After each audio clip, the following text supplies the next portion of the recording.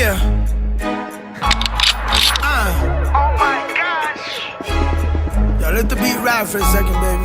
Yeah, man.